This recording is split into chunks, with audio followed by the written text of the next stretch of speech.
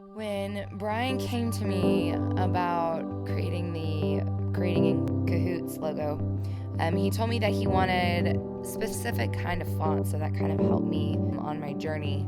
He wanted, one straight and uniform, and he wanted one curly and fancy. So I got online and just started looking at fonts and went from there.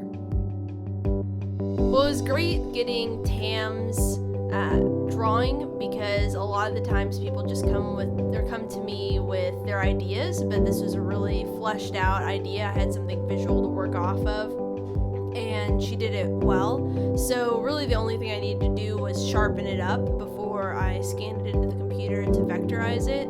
So it was just making sure that the thicks of the sans serif letters were all the same width, polishing up the curves of the script a bit more, figuring out what to do with the descender of the G, and little things like that.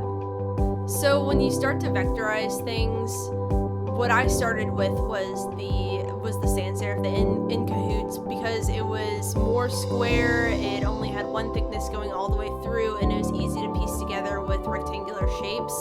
So I just kind of went out and did all the verticals first, and then started doing the angles and the horizontals, and make sure that's all pieced together. Moving on to the script above it was a little more difficult, just because of how many curves and how much more organic the shapes are.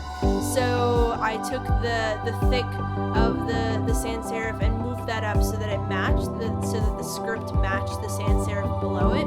And then I tried to create some thins so that the thins and the thicks of the script contrasted nicely together and still matched back down to In Cahoots, the sans serif type. You can note that one of the O's in Cahoots has angles on it while the other one does not, and I was trying to refer back to the way that a nut would look.